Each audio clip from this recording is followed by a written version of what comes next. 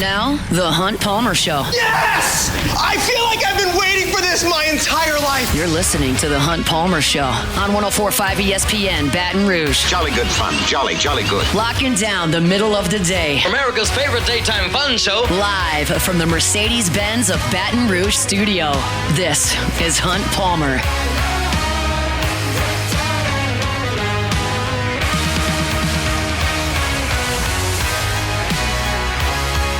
Welcome in. Hunt Palmer coming to you from the Mercedes-Benz of Baton Rouge studio downtown in the capital city. On this Monday means we're brought to you by Gulf Coast Office Products. Jacob Beck and Cassie Spazzali back there on the ones and twos. Fired up. You were hanging out with us here for the next couple of hours. Dr. Jeremy Burnham from Oxnard coming up in 45 minutes. We got to talk about the Saints wide receiving core as well. LSU has added football and basketball transfers since I last left you. And, of course, things were real tightly contested in College Station over the weekend, so lots and lots to do here over the next couple of hours. Appreciate the gang for hanging out on Friday. Did a little jazz festing with my wife on Friday. I think y'all have heard me say this before, Jazz Fest. Not exactly where I love to hang out all the time. If that's your scene, great. Not necessarily for me. My wife loves it. She wanted me to go. We did have a great time. Luke Combs put on a heck of a show.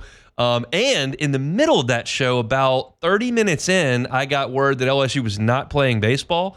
So that made me run a quick route over to the beer store because I didn't have to write a post-game story in my car. So we were able to loosen things up a little bit for the end of the Luke Combs show, which was a lot of fun, but glad to be back here. Unfortunately, Tigers didn't quite get it done. We start the same way we start every single day, and that's with our Genesis opening drive.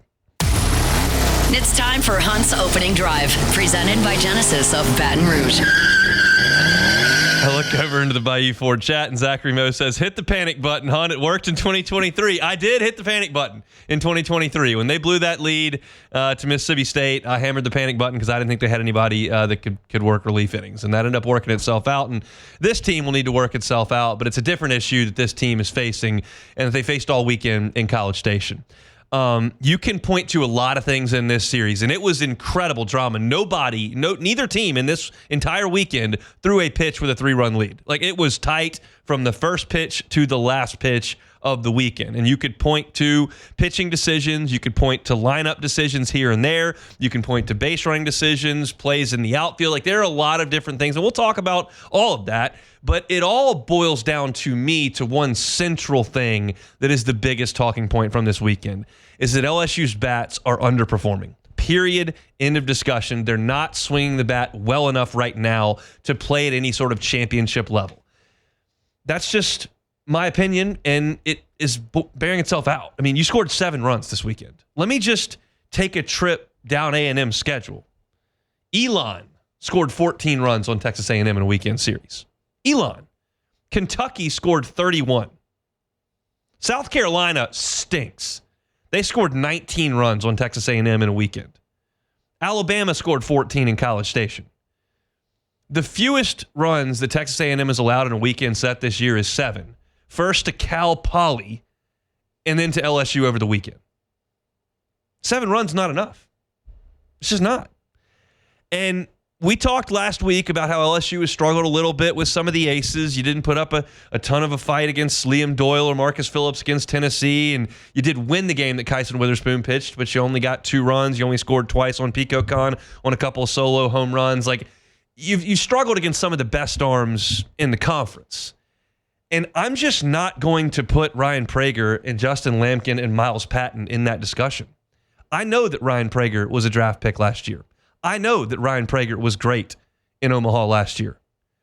Ryan Prager has been tattooed all over ballparks for 3 months now. All over the place. Justin Lampkin's not a first-round pick. There is not a single pitcher on that Texas A&M staff that is going to be an all-conference selection. Not one. So there is no excuse, well, you just ran into some really, really tough arms. As SEC weekends go, that's a pretty garden variety staff. You don't face anybody in the SEC that throws 86 mile an hour with a looping breaking ball. You may see that tomorrow against Grambling. May see that against a 4 seed in a regional. In a real weekend of SEC baseball or a super regional in Omaha, you're going to see functional pitchers. You've got to swing the bat better than that. Period. They're not hitting enough. 6 LSU hitters this weekend. started every game. Jared Jones, Derek Curiel, Daniel Dickinson, Stephen Milam, Michael Braswell, Chris Stanfield. They started all three. You rotated the catcher with Aaron Beatty and Hernandez. Josh Pearson, John Pearson saw some time. Jake Brown got a start. But 6 guys hit in all 3 games and started in all 3 games. Those 6 guys hit 188 as a collection, 12 for 64. They had 1 multi-hit game between them. That was Bear Jones in the first game. That's the backbone of your lineup. Gave you 188 on the weekend. On Sunday, for 9 innings against the back end of A&M's rotation, you got 4 at-bats with runners in scoring position. You actually went 2 for 4. You hit 500 with runners in scoring position. But you got 4 at-bats with runners in scoring position. In game 1, you had 5 at-bats with runners in scoring position. Y'all hear me all the time early in seasons when LSU leaves a bunch of guys on base. And I go, good offenses leave guys on base. That's part of being a good offense.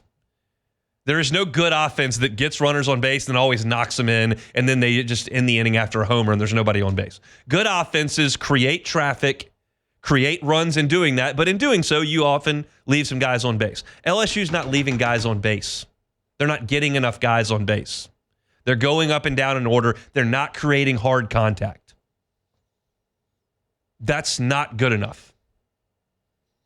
And that was the biggest story of the weekend, bar none to me. I mean, you look at the game on Sunday, and LSU got 2 runs prior to the Hernandez home run, and quite honestly, both guys should have gotten thrown out at home plate. I know you heard the broadcast team say that 500,000 times, but it doesn't make it any less true. And there's a reason why you push the envelope with 2 outs. You realize that it's difficult in baseball to get a hit. You're less than a 30% chance to get a hit in a given at bat. So if you've got the ball in play and there are 2 outs, you might as well make the defense try to make a play. And Texas A&M threw up all over themselves on both relays. The catcher couldn't catch a reasonably thrown ball from Caden Kent on the first one, and then the second one, the guy couldn't short hop it in the outfield. It was a bad throw in from left field, and LSU scored in both instances. But that's really all you could create, and then Hernandez finally popped the home run. But that was the day that you put up the most offense, and really 2 of your guys should have gotten cut down at home plate, but A&M couldn't make the plays. So it's emblematic of the entire operation as an offense. And the weird thing is, because I've got all the stats here from SEC games, I've got LSU's entire stat sheet in my hand, and the statistics are not that bad on paper. What I'm watching with my eyes is bad. But like Stanfield's hitting 333 with 13 doubles in league play. Curiel's hitting 313. Dickinson is hitting 294 in league play. I promise you, that's a really good average. If you're used to looking at the scoreboard and seeing college hitters hit 330, very few guys hit 330 in league games. A 294 SEC batting average is very, very good. Luis Hernandez has 5 home runs. He's hitting 274. It's really some of the guys that you thought you'd really count on down the list that statistically aren't having a great year against SEC teams. Jared Jones is hitting 252. He's only got 4 home runs, and he struck out 35 times in 24 games. Jake Brown's hitting 241 against the league. Stephen Milam's hitting 205 against the league. Josh Pearson's hitting 258 against the league. Those are guys that should have been proven commodities. The new guys, Stanfield, Curiel, Dickinson, Hernandez, the new guys are actually doing okay offensively, even though it hadn't been a great go for Dickinson the last week and a half. It's some of your stalwarts that should be leading the offensive punch that aren't right now. And there's still time to turn it on, and it's not like it's a complete black hole. There are moments where they do some things really well. But as I looked at this matchup with Texas A&M on paper, and I saw what Texas A&M has done on the mound thus far, Prager's ERA in league play was well over 6. Lampkin's ERA was right around 6 in league games. And I thought this is an opportunity for LSU to really get the bats going. You unleashed against Tennessee's the back end of their staff in Game 3 of that series. You had a great midweek game. All right, time to show up and really swing the bat. And you heard crickets all weekend. Now, we're going to talk about pitching in the next segment, and that's a completely different conversation to have, and maybe one that's more important. But the question is, can LSU get more from Stephen Milam, from Jake Brown, from Jared Jones, from Josh Pearson? Like, is there more in there? We have seen it over the last 2 or 3 years with these guys. You've got to see it more consistently. This is not an LSU team that's got star power at the top of their lineup in Dylan Cruz and Tommy White that are going to take care of everything with 4 hits every game and 2 of them are over the fence. Like you've got to have 1 through 9 working in synergy, getting on base, hitting the ball hard, shooting gaps, creating rallies. Like that is the identity of this team. We knew it was not going to be an overly powerful group. And you're not getting that consistently enough. And now you don't have the excuse right now of, well, you're facing aces, you're facing first-round picks, you're facing guys that are premium arms. That's Ryan Prager's fine. He's fine. He throws 90 miles an hour, changes speeds. He's fine. Justin Lampkin's fine.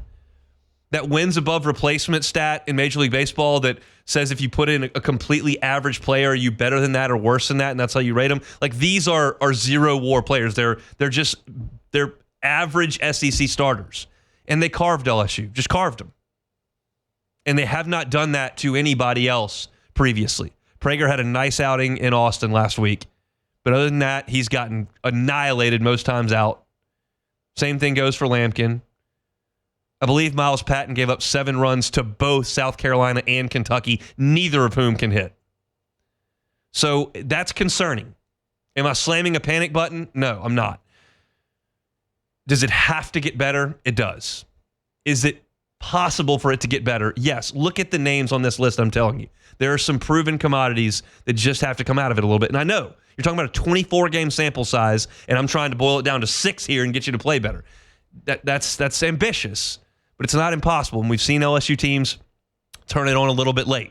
This is exactly the point in the schedule where LSU scuffled in 2023, and obviously it was earlier than this last year. But the bats were the problem. It was not the fact that Chris Stanfield didn't make 2 plays in center field. It was not the fact that they put John Pearson and Cade Arambidi in the lineup for one game in game 1 of the second in Saturday.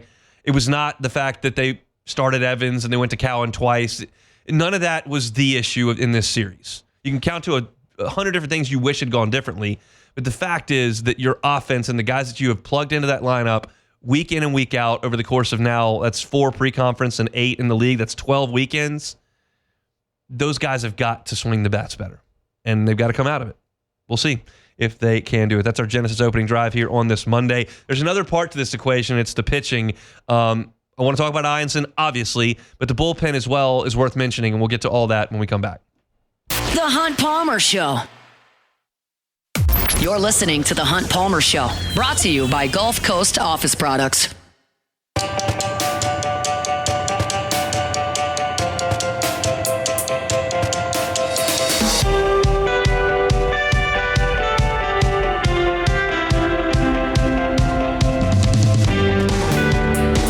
Shows brought to you by Gulf Coast Office Products. All your printing, scanning, copying needs, Gulf Coast Office Products. Statewide here in Louisiana, wherever you are, and whatever you do, Gulf Coast Office Products has clients in your line of work, and they know your needs when it comes to printing, copying, scanning.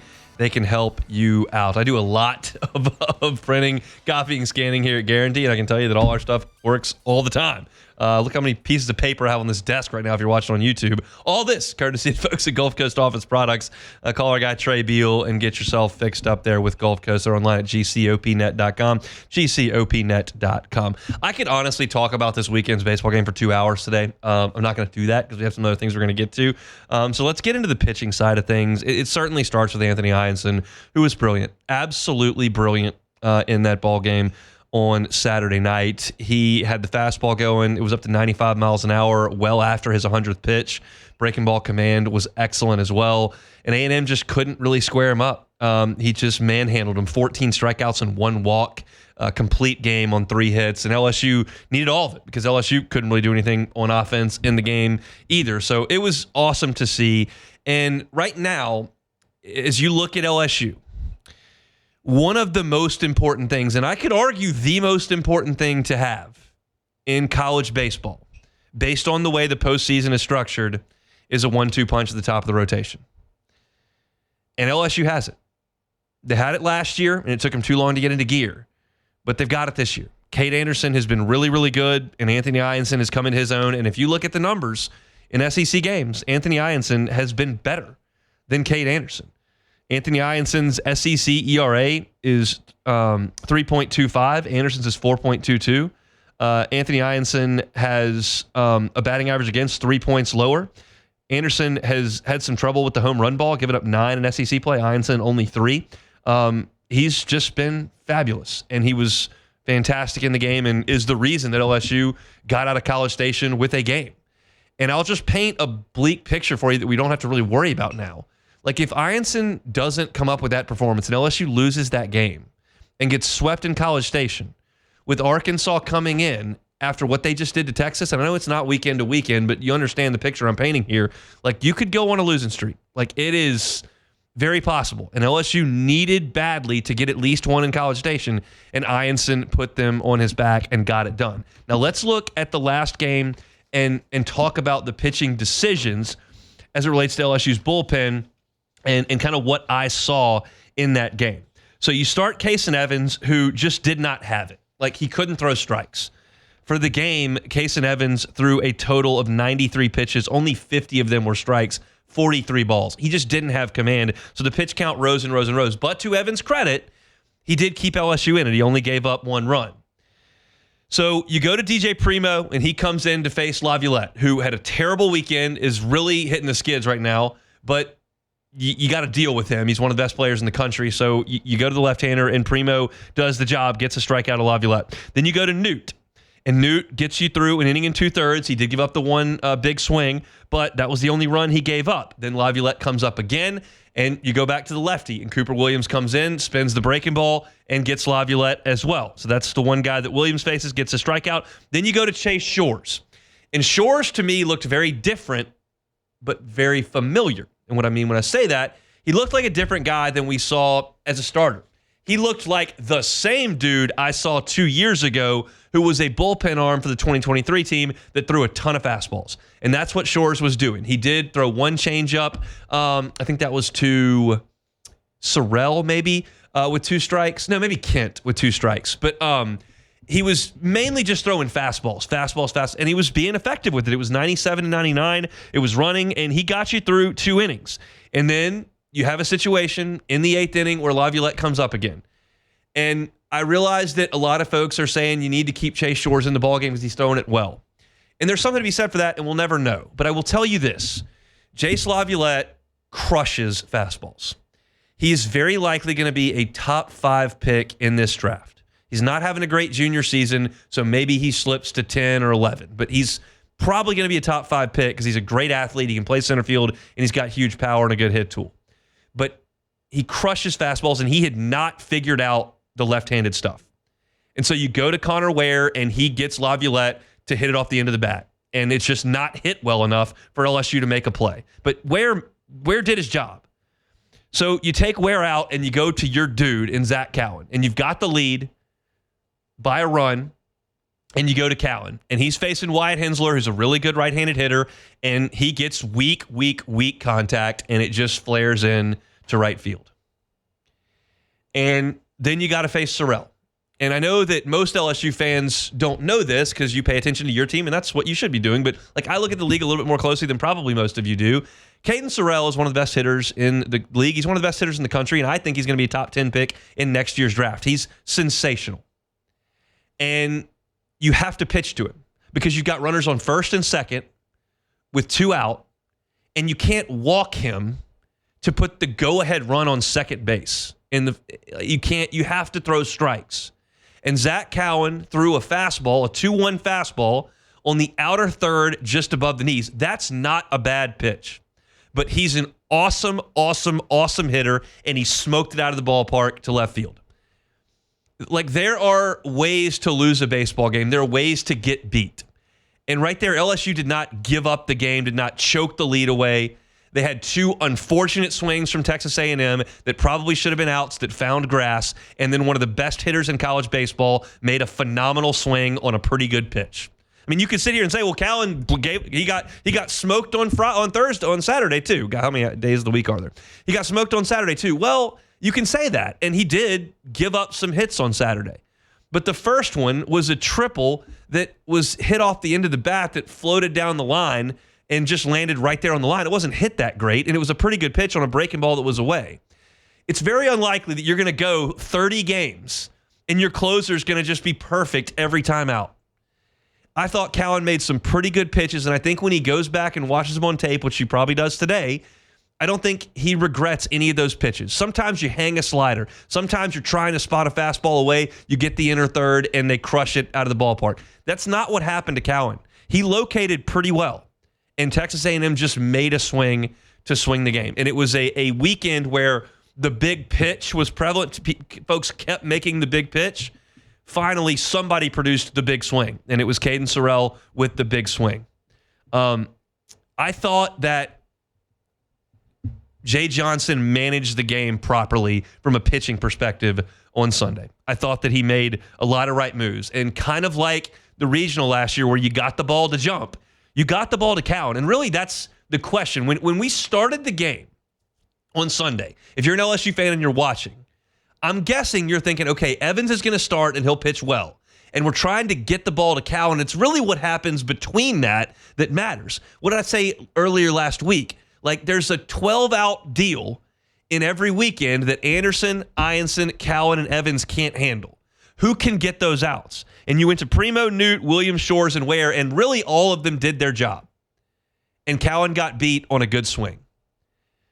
But I'll tell you this, to kind of put a bow on this pitching conversation. Last week, Tennessee came in here and hit one home run for the weekend. And outside of the 8th inning, 1/8 inning, you pitched it great against a very potent lineup. And you went to College Station this week, and Anderson was really good, and Ianson was brilliant, and Evans didn't have his good stuff, but he held the rope. And the guys I just listed, Primo, Newt, Williams, Shores, and Ware, all came into massively high leverage situations. The series on the line, tight game, on the road, goofballs blowing bubbles, ball 4, ball 5, ball 6. Like, it's a tough place to go play, and I thought your pitching staff handled itself brilliantly. If you would have told me entering the week that in the first game of the weekend that you were going to hold Texas A&M, how many runs did they score in that game? 3, I think. You were going to hold Texas A&M to 3 in that game, 1 in the next game, and they'd get 6 in the last game. I probably would have taken it. But LSU's bats didn't answer the call. But here's the deal. With this pitching staff, you now have a guy you can throw out there on Friday for regional you feel great about, whether that's Ianson or Anderson. You've got a guy you can throw out there on Saturday for regional that you feel great about. And you might be able to take control of a regional. Keep in mind, Arkansas ain't coming here for a regional. Texas ain't coming here for a regional. Georgia ain't coming here for a regional. Nor is Texas A&M. Not legal. And then you got a super where you can throw those two guys out there to start things. And if the biggest question mark on this team was the middle relief and bridging a gap, you're starting to see some of these guys move forward. I didn't even mention in this, because we were only talking about Sunday's game, what Maverick Rizzi did in the first game of this series. Was that any good? He stepped in there in a tough spot trying to keep LSU close, and he goes an inning and 2/3 with 4 strikeouts, throwing 97. I thought LSU's bullpen looked really, really good. So there's encouraging things with this pitching staff over the last couple of weeks that are trending in the right direction, starting at the front of the rotation and going all the way through the bullpen. The questions now circle back around to, is this offense going to break out of the funk?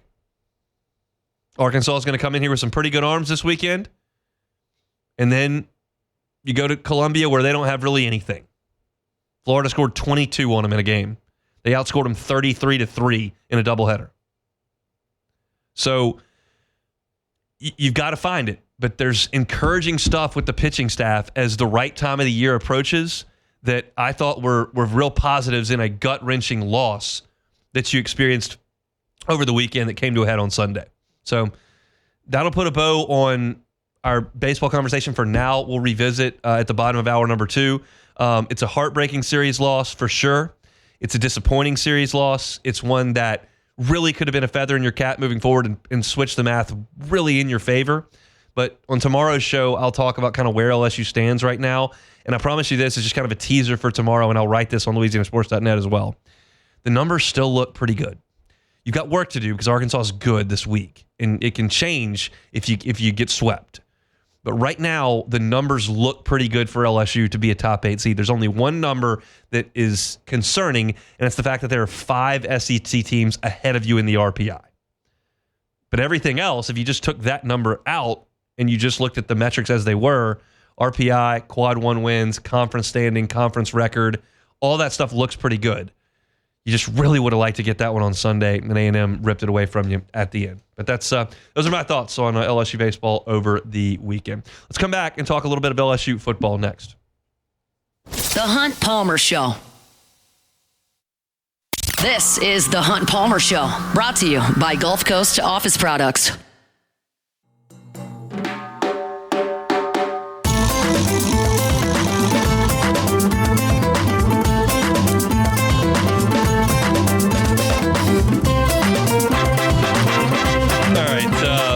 Beck, you want to play a game with me? Sure. I just got a text message. I'm going to read the content of the text message, and you tell me who you think sent me the text message. All right. It reads, there's no punctuation. No.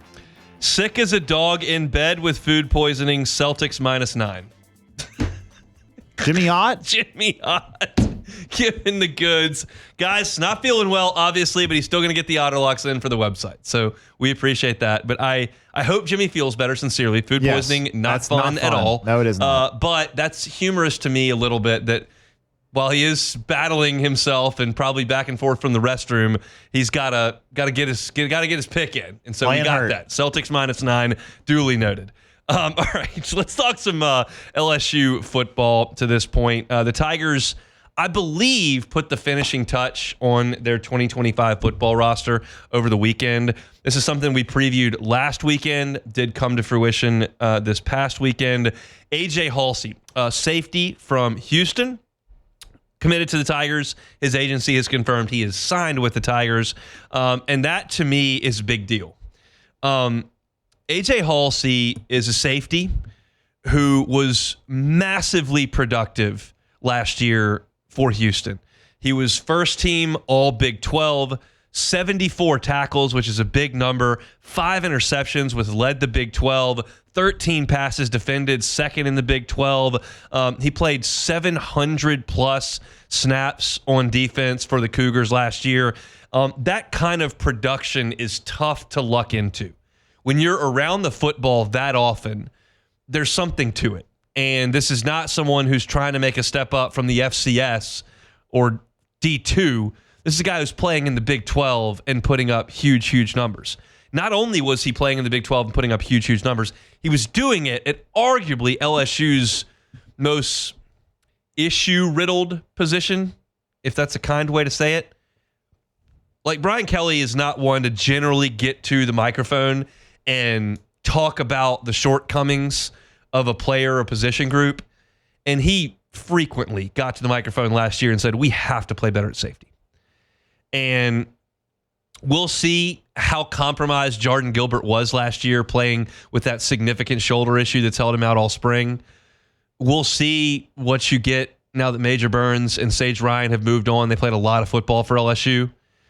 But LSU's got to be better at safety. And so with Gilbert out this past spring, you saw a ton of reps for a number of guys. You saw Javian Toviano out there a lot. You saw Deshaun Spears out there a lot. You saw Joel Rogers out there a lot. Tamarcus Cooley played some safety, some nickel in the slot. He actually played some corner as well. Mansour Delane has played mostly corner since he's been here. We do know that he can go back there and play safety. I feel like, and this is my opinion, that LSU has a new starter at safety in A.J. Haulcy. I think he is a starter from day one. Maybe Jordan Gilbert retains his spot. Maybe Deshaun Spears takes it. Maybe Javian Toviano grows into it. Maybe they back Mansour Delane up into that safety spot because they feel like they've got other corners that can handle that spot. You've got DJ Pickett growing up, and you certainly got Ashton Stamps, and you got Jakeem Jackson, and maybe PJ Woodland puts on some weight, and then maybe you feel like the depth has allowed it to go back there. But my opinion is, based on his production at the Big 12 level, that A.J. Haulcy is going to be a starter for LSU. He's not the biggest, most physically imposing presence out there. He's close to the 6-foot range. He's around 195 pounds. But a lot of tackles, a lot of plays in coverage. And I think that that's going to translate over to LSU. So to me, you've locked one spot in your secondary down. And make no mistake, like one of the biggest developments LSU's going to have to go from this 9-win, 10-win spot up into the playoff is going to be in the secondary. And it's weird to say after the decade and a half that we spent around here watching guys get first-team All-American honors and walk across the NFL draft stage and make Pro Bowls. Like, that's been the standard around here, and it's slipped the last couple of years. But if they can get better at secondary, that's one of the pieces that's going to inch them closer to the playoff. Like, they've got to replace a lot on the offensive line and play better there and run the ball better. They've got to be better on the defensive front, but in the secondary as well, they've got to be a force. Like, you've got to cover, you've got to tackle, you've got to stop allowing huge plays. I can't watch Guggenheimer from Nichols run 80-yard wind sprints on an SEC defense. I can't watch Lenora Sellers and then Rocket Sanders back-to-back rip off 70-yard touchdown runs. Somebody's got to be there to make a play. And LSU far too often was getting gashed due to oftentimes bad safety play. And you got to cover too. So if you made me put a guess out there as to what LSU's secondary looks like in the first game, and let's just play that game because we're sitting here in early May and that's what we can do here. I've certainly got Ashton Stamps on a corner, and I've got, I think, Mansour Delane on a corner, and I think maybe DJ Pickett plays corner as well to kick Stamps down. But those are the three guys likely to start at corner. And then I think at safety, you've got A.J. Haulcy, and I think you got Jordan Gilbert, and then Tamarcus Cooley can slide in there as well. I gave you 6 there, which is too many probably, but those are the guys I think that are going to play a lot. Javian Toviano, Deshaun Spears, Joel Rogers, P.J. Woodland. Like, these guys are all depth pieces and in the mix, and it wouldn't stun me if one of those guys stepped up, especially Deshaun Spears. But that's the group based on what we saw alignment-wise in spring. And I know Brian Kelly looked at us and goes, hey, don't look at anything on the reps. That's not what the purpose of spring is for. We're just trying to get guys out there when the time is right, and then we'll start to put the combinations together in early camp. But to me, I think Haulcy is a take and a start. Because you heard Brian Kelly say after the spring game, and I use air quotes because it was a practice, whatever, like, hey, we're not going to be active, or we're not planning on being active in the transfer portal. We think that we're comfortable going out there with this group. So to me, you're not going to go add unless you feel like you're adding a guy that's significantly going to help. And we'll see what the case is with Bernard Gooden. But to me, A.J. Haulcy, starter. And I think you're looking at a guy who is a difference maker. And they need that in the worst way back there at safety because they just simply haven't been near good enough the last 2 years in coverage and giving up huge plays. So A.J. Haulcy, they were in a war with Miami for him. He goes to Miami, has dinner with Rick Ross apparently, private car service, the whole deal they laid out for him. He comes to LSU a week later. Miami took a safety from Tennessee last week, and then LSU goes ahead and closes the deal with A.J. Haulcy. So that's the 17th transfer that LSU has added in this class. That's a pretty big deal. And I think LSU has put themselves in position to field a pretty damn good football team next year. Am I concerned about the schedule? Yeah. But I think you've helped shore up your defense twofold in the last week with the spring portal period, and that's not something that I really anticipated happening. You never know what that spring portal session is going to look like. We know that December is absolute chaos. We know that January can be absolute chaos, but you never know what May is going to hold, and LSU did add 2 pieces that I think are going to be contributors. I think Haulcy's a starter. A.J. Haulcy, safety from Houston, joins LSU's football program. He will be here in the summer. All right, we'll take a timeout, come back, and close out our number 1. It is a Monday edition of the Hunt Palmer Show. The Hunt Palmer Show. You're listening to The Hunt Palmer Show, brought to you by Gulf Coast Office Products.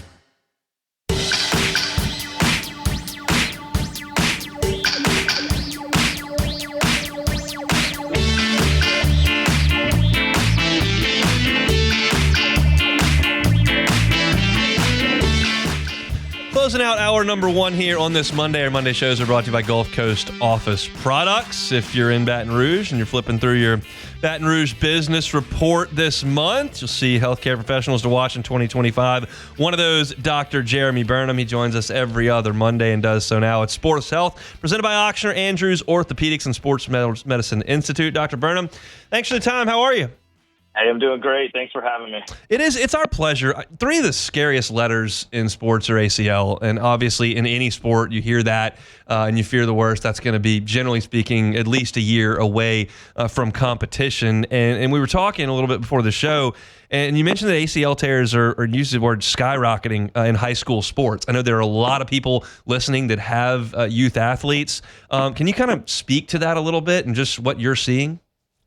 Yeah, it really is skyrocketing, Hunt, and there are a lot of reasons behind it. We don't know every single one of those reasons. We know that it's more common in female high school athletes for some reason. So maybe 7 to 8 times higher risk for female high school athletes than for male athletes. I think part of it is we're seeing some association with just specializing in a single sport maybe too early. It seems like athletes that are playing multiple sports don't have that same risk. I think they're getting more balanced strength and conditioning, whereas if you're playing the same sport and especially the same position 12 months a year, you're putting a lot more stress on your ligaments and your joints than otherwise. So that may play a role as well. Yeah, that's interesting because a lot of times when I hear about specialized athletes, you hear about burnout and kids just decide they don't want to do that anymore because that's all they're doing. But also there could be some injury risk to that as well, which I found interesting. But I think obviously when the damage is done, the damage is done. But there are things that y'all are looking into on the front end preventatively that may be able to slow this down a little bit. Can you speak to that with knee injuries? Yeah, I think the thing with ACL tears is that even though the treatments have gotten a lot better and we understand each year that goes by, there's more science that comes out and we can treat these injuries better. At the end of the day, if you tear your ACL, you're still going to miss significant time out of your sport. There's still a lot of downtime, a lot of rehab that has to be done. So our focus has really been, in addition to trying to provide that, cutting edge treatment when you do tear your ACL, but really has been trying to catch these patients before they tear their ACL. And so we've done a lot of research, and this is really, over the last 5 to 6 years that we've been doing this, but really starting to see the results of it over the last year or two, is trying to find the things that identify patients that are at a high risk for ACL tear. And so, for instance, we have a 2-minute test that's done very easily without any fancy equipment. You can actually, you could go do it in any athletic training room or, any coach across Louisiana could learn this test very quickly and do it. And then you can identify the patients that are in the bottom 25% in performance on that test. And those people have a 4 times higher risk of tearing their ACL in the subsequent season. And so we're trying to go through and identify, catch those athletes, give that information to the coaches, and then make some interventions that actually will cut back on injury risk. Sometimes when I ask questions, I fear how ignorant that they may sound, but we'll see how this one sounds. As far as an ACL tear goes, I know we've talked about the fact that sometimes it can happen over time and then boom, it goes at the last instant. Is there anything that you can tell in a lead up to it, or is it just someone that maybe I'm not asking that properly, but you understand where I'm getting? Like, can you catch something before it happens? You can, and there's always been these kind of eyeball tests that people would say where they can identify and, sports medicine professionals say, oh, that person looks like they're at a higher risk. And what we've really tried to do is take that eyeball test and really nail it down objectively and say, okay, what are we seeing? And can we measure those things and be consistent about it? And a simplified way of saying it is that when people land in a jump, if their knees dip in, that's one of the big risk factors. That's something that's called valgus is the medical term. But we know that when people's knees dip in when they land, that they're at a higher risk for ACL tear. There's a lot of reasons they dip in like that. A lot of it comes from the hip muscles way up high, but that controls the whole leg. And so part of the injury prevention protocol is just, teaching people how to land correctly in a way that their knee is not in as high risk of a position. I drove by Elite this morning, was picking up my wife from getting her car worked on over there on Burbank. Can you tell us what's the latest over there? Yeah, look, we just finished up, pre-participation physical season. We've done physicals on over 700 high school athletes over the last several weeks. About 300 of those were this past Saturday. We brought out a team of about 30 or 40 people. That included, physicians, PAs, physical therapists, strength and conditioning coaches, athletic trainers, and we all worked together. to do these pre-participation physical exams. And we also did injury screening on about 150 of those kids. And so really quite a few that we're able to bring through and help give some input on what's going on from an injury risk standpoint. And, every year at these physicals is great because, number one, we just get to, make sure that someone's general health is good. We get to educate them on some things that will lower their injury risk in the future. And fortunately, every year or two, we're able to catch some things early on that result in some medical intervention that really makes a difference in somebody's life. And so that's really what it's all about, is trying to make a difference in the community and keep our community safe. Incredible resource for our community here in Baton Rouge, Elite, right over there on Burbank. Dr. Burnham, I know you're traveling up to our nation's capital this week. Safe travels, and we'll talk in a couple of weeks. We appreciate the time. Thank you. Talk to you soon. Hi. He is Dr. Jeremy Burnham over there at Oxford. Oxford Andrews Orthopedic and Sports Medicine Institute. We know that sports industries can be unpredictable, but one situation you can protect yourself from is heat illness. We know that heat is coming, and it stays around for a long time. Some keys to look for, maybe excessive sweating, dry mouth, dizziness, fast heart rate, change in mental status. If you feel any of these symptoms, stop physical activity immediately. Find a place to cool off and replenish fluids. To learn more about any sports injury prevention and treatment, visit oxford.org/BR-ortho. All right, Beck. As we get closer to the due date of the young Beck, I want to continue to impart my incredible wisdom upon you. I want you to put yourself in this situation that I found myself in on Saturday. We were at Jazz Fest on Friday, so the kiddos slept at the grandparents' house. I went and picked them up. We were on the North Shore driving back into Baton Rouge. And we got into Baton Rouge. We passed Airline, and so we were kind of getting on I-12 towards like where the split comes to merge. And there was a wreck on the bridge, and traffic was basically stopped. It was almost bumper to bumper. I've got a 8-week-old in the car seat screaming. And I've got a 3-year-old in the car seat next to him in tears because he says he has to go to the potty. Oh. What do you do in that situation when you've got basically a stopped vehicle back? Well, Hunt, I can draw on actually past experience in this situation. Okay. As I was once a child. Okay. My dad used to work for UPS, and he used to have to cross the bridge a bunch. The basin. What was it called? The bridge that crosses across Lake Pontchartrain. The spillway. The spillway. Yeah. He used to have to cross that a lot. And one time he had me and my brother with him in the car, and there was a 18-wheeler went over the side, so we were stopped. And you just gotta figure it out. And we went out and got outside the car and peed off the bridge. Yeah. You just gotta do what you gotta do. With Myers, I had to just take him, and he peed on the concrete on the interstate. I kind of wedged my way out, and that's how we had to make things work. But it was a high stress 4 minutes or so with 2 children screaming. I'm thinking, is traffic going to break so I can get to the college exit so that I can go get to a fast food place and he can go pee? Nope, we're not going to be able to get there. He's crying, baby's crying. It's a tough scene. And you're not trying to have an accident in the car with the guy who's just been potty trained for a couple months. It was a tough scene on I-12. You got it done. You figured it out. We made it work. I called Alyssa while they were screaming just to get her like just a picture of how things were going. I think she appreciated that. It was it was quite a scene on college. So if you were in that traffic on Saturday and you saw a 3-year-old peeing on the side of the road, that was us. Sorry about that, but duty called. That's just the only way there is to say it. All right, that's it for hour number 1. Monday show is brought to you by Gulf Coast Office Products. All your printing, scanning, copying needs. Gulf Coast Office Products. LSU basketball. 2 transfers over the weekend. The Saints need to get some guys that look like basketball players. We'll talk about all that in hour number 2. That's coming up on this Monday edition of the Hunt Palmer Show. The Hunt Palmer Show. Genesis of Baton Rouge. GenesisofBatonRouge.com is that website. Every car that is on the lot is online at GenesisofBatonRouge.com. It's an awesome time to go buy a car.